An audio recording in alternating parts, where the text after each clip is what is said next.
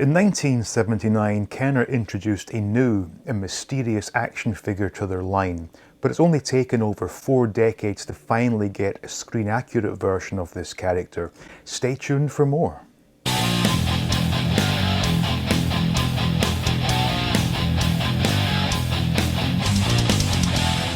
Welcome back. Now, if we go back in time to 1979, when Kenner announced a new mysterious action figure to the lineup, no one knew who Boba Fett was, simply because the movie Empire Strikes Back had not yet been released. However, once the movie was released, it became quite apparent that the figure Kenner gave us really was not that accurate to what we saw on the screen. Yes, it resembled Boba Fett, but there were many things missing from the figure.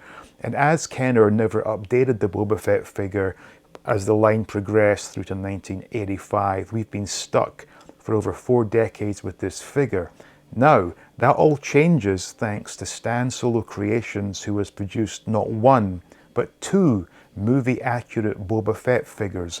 So let's take a closer look at these and see what they're all about, and do stay to the end of this video where I have a rather ghastly surprise for you.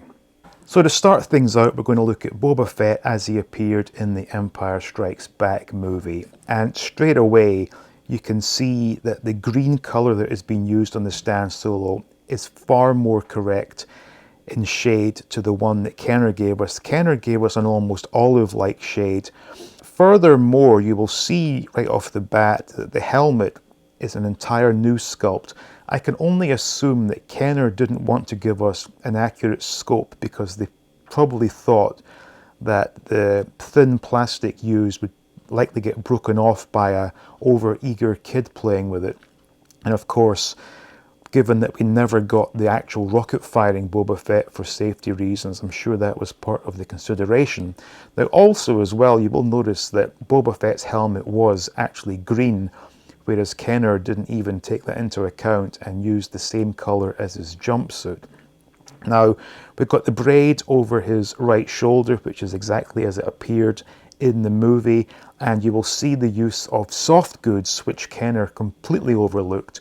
And in this case, it's a nice fabric with a different shade going down the middle, and that's clipped onto his shoulder very nicely.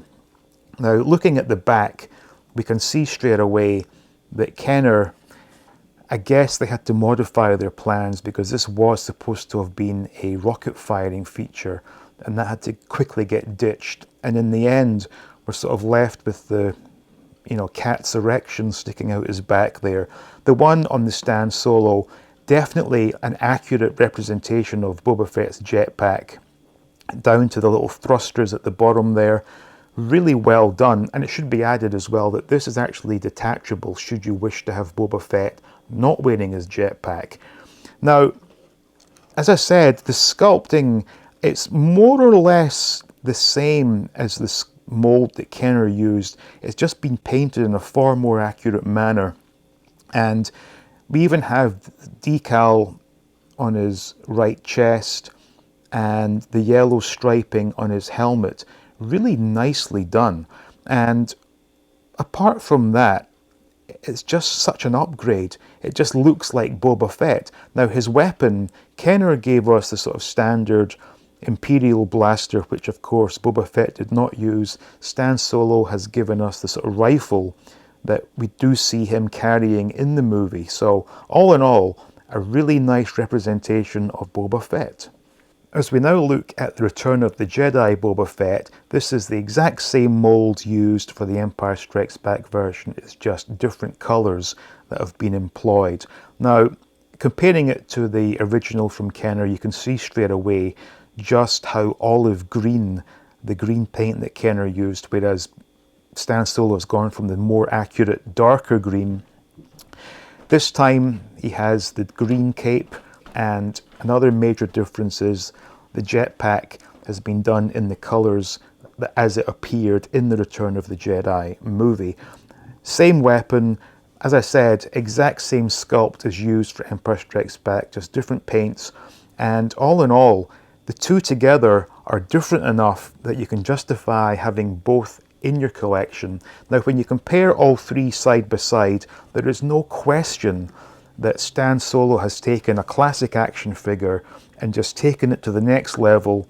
And if you are a fan of both Empire Strikes Back and Return of the Jedi movies, you will absolutely want to get these in your collection.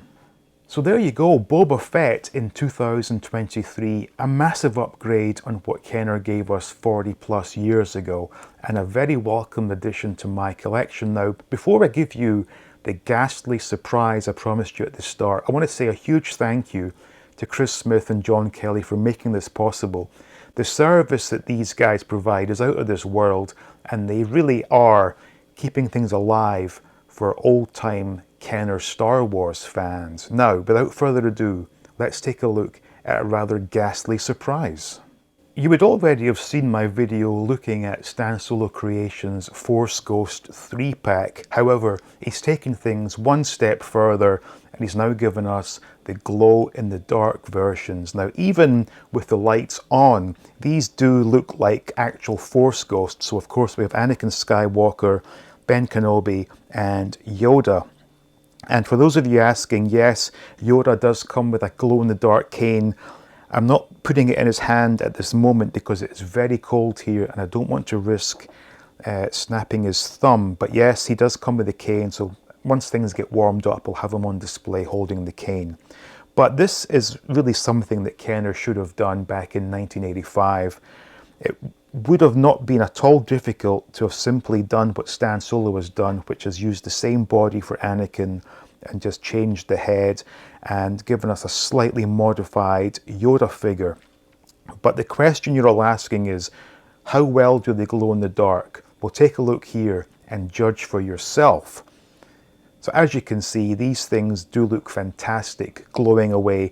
And when I was a kid, I was obsessed with glow-in-the-dark things. So I would have loved to have had these back when I was a young lad. But here we are, 4+ decades on. So I finally get my glow-in-the-dark Star Wars figure. So once again, another home run from Stan Solo Creations. I think these look great.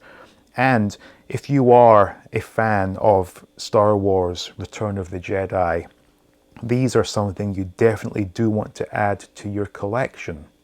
So I hope you enjoyed that look at some of these new exciting figures from Stan Solo Creations, and I'm sure you'll agree with me when I say that Chris is doing some truly outstanding work.